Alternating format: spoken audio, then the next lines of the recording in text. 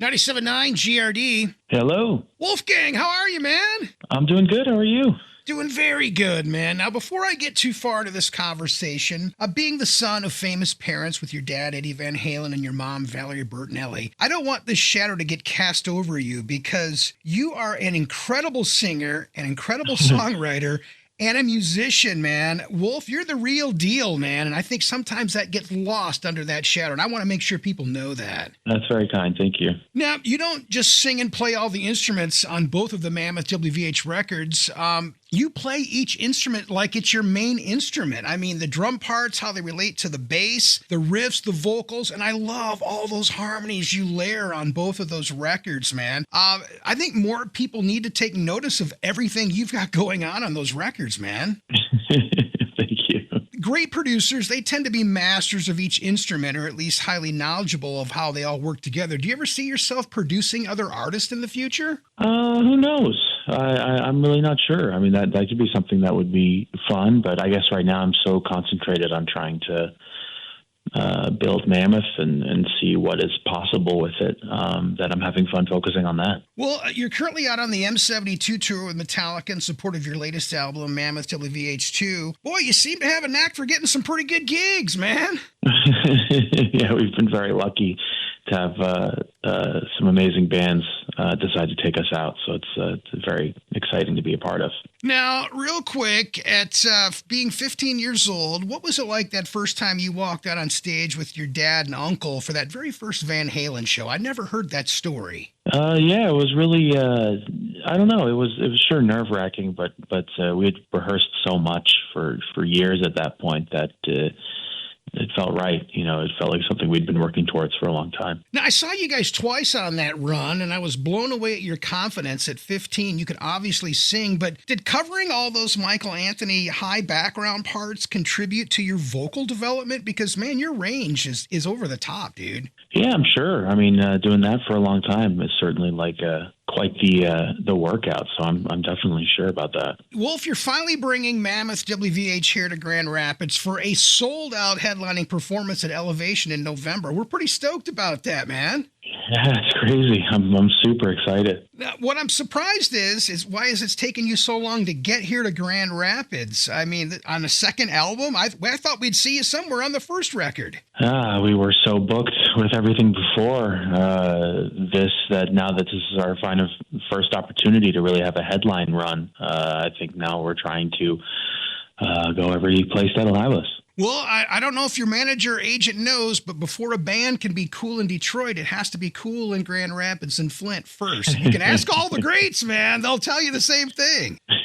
Absolutely. Well, we're happy to finally be coming. I saw your fiance and mom on TV when you appeared on the Today Show. And first, congrats on the engagement. And second, when are you two tying the knot?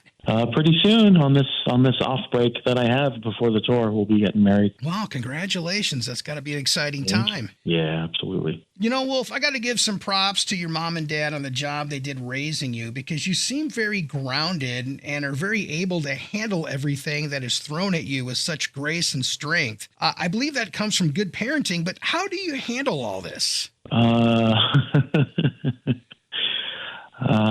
With long breaks of nothing in between. You know, I think when we're touring and I'm on and it's just kind of go, you're in tour work mode, and then there's a lot of opportunities or there's not many, but like when I'm off tour and I've got nothing going on, that's sort of the decompression period where you can kind of just relax and sort of compartmentalize anything and sort of prepare for the next run, really. I mean, you've handled all the trolls. Like, I always look forward to it when somebody says something and you get on them, but you do it in such a classy way. Is there a troll that you're so happy that you cut their head off? Oh, I think any one of them. It's just a very funny, satisfying thing to do when they kind of present themselves on a pedestal to make a good joke out of or something like that. So that's always pretty fun. I just like how you personally jump in and you handle it. And I'm going, God, man, he just does it so cool. I love it. Now, Two of my favorite tracks on Mammoth WVH2 are Take a Bow and Waiting. And the solo on Take a Bow, the tone of the guitar is fantastic, but I love your patience and how you slowly build the licks and that thing just grows and grows. It's almost like a song within a song. Yeah, I always take guitar solos as sort of an opportunity like that to sort of tell its own story within the song, that it kind of ebbs and flows and has this, it kind of builds and builds. And I think that song it's definitely a good example because it's one of the longer, it's the longest solo I've written so far on a Mammoth album. So it was fun to kind of have that opportunity to do something different. I was a big fan of your dad and also Dimebag Darrell of Pantera, and both of them being able to burn, they always played the songs and what the songs needed, and I noticed that you have that same gift as well. Yeah, I mean, I when it comes to solos, it's always for the song. Sometimes there isn't even a solo on a song. To me, it's all for the song. It's never trying to shove a solo in, or just, run the chorus again at the end of the song and solo over it. Like it has to have meaning, or, it has to feel like it belongs there. And I think on Mammoth 2, there happened to have been a handful more of tracks that needed a solo. I think that's why it's a bit more of a solo heavy album compared to the first. And going back to that first album, Distance was such a great song, but I loved how you just used one string on the solo. Mm-hmm. That just made a statement to me. I thought it was brilliant because I know that you're trying to separate from what, the lineage you come from and do your own thing with Mammoth WVH. And I just thought that was a great way to do that. Yeah, I mean, that's all I'm really doing is just being myself. So when you performed The Waiting, your latest single, I'm All Right, on the Today Show, any pressure on doing live TV? Your mom was there, fiance was there, you're on television. There's not a whole lot of do-overs on something like that, is there? There is no do-overs on something like that. So yeah, it was definitely an anxious, anxiety-ridden sort of moment. I think all of us were very nervous, and we're like, well, but luckily we pulled it off. So it was definitely tough though. Any chance Waiting might be a follow-up to I'm All Right? That's such a strong song. Every time I go through the record, that's one that sticks out to me. Yeah, I guess that's up to radio, and if another single is needed, that's kind of the public are the ones who kind of determine that in terms of who is interested in what, and if people are listening and we need another single, then yeah, certainly. How much say do you have in saying, hey, this is the one I want to release off the record, or is there a label or a manager, or what is it that goes into deciding what that song's going to be before it gets to the people? I think it depends on, there's a big team of people that,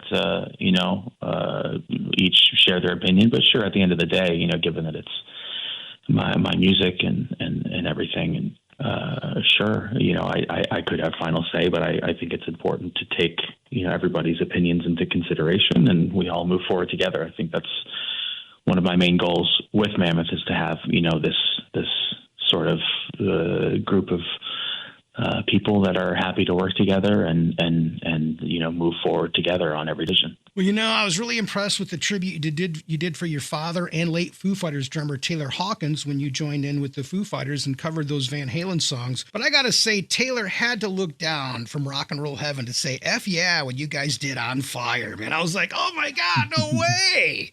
Yeah, that was a good time. That was a lot of fun. It was so cool. Were there any rehearsals for something like that, or did you guys go in there and just fly blind? We had played the songs twice before that, so not too much, but given the caliber of the players I was playing with, it's not a surprise. A lot of times people think, oh my God, he's just lucky and all this stuff. You've spent a lot of time growing up in the woodshed, playing drums, playing guitar, playing bass, singing. I mean, what kind of typical rehearsal stuff did you do as you were growing up and still do to this day? I mean, I've been playing music since I was 9, and I'm 32 now. It's really just the amount of time that you put into it. And I the more time you put in and the longer you play, the more results you see. So I've been playing for a very long time. I mean, at this point, it's been over 20 years. But you've really, really put the time into it. Nobody gets that good without, it just doesn't just happen. You know what I'm saying?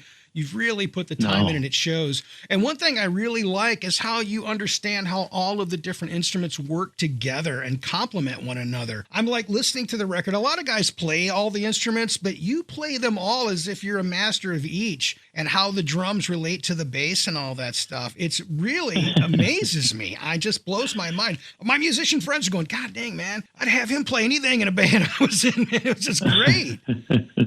That's very kind. Thank you. You've got the Metallica tour, plus you're doing your one-off dates, and I'm actually going to go see you guys on Friday, and then I'm coming back here on that Saturday to see you here in town, and I'm really looking forward to it.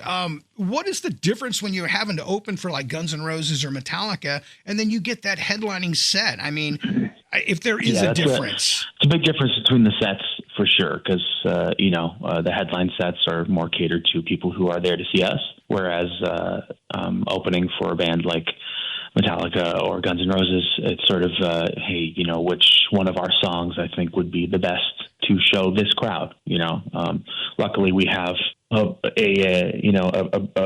nice group of songs that can be catered to certain audiences. Some that are a bit heavier songs, or some that are lighter, depending on what crowd we're playing for. So we sort of cater those sets to certain crowds. So you guys are kind of mapping out a different set when you need to. You got some audibles and stuff like that. Are you guys ever making any audibles while you're doing it live? It depends. I like to be more prepared than to drop, random things like that. So usually we're not doing things like that. But I definitely have a plan on this next tour for our headline shows to possibly have some audibles and maybe have a set or two, depending on how close certain gigs are to each other, or just every other night doing either set A or set B or something like that, where you kind of mix it up. Well, Wolfgang, I know you're busy today. It's been a pleasure talking with you. I look so forward to seeing you guys in Detroit at Ford Field, as well as right here at Elevation. So, man, we just can't wait to see you to come to town, man. It's been way too long. I was like, I can't believe it's taken 2 albums to get Mammoth WVH to Grand Rapids. I'm looking forward to it, man. Thank you so much.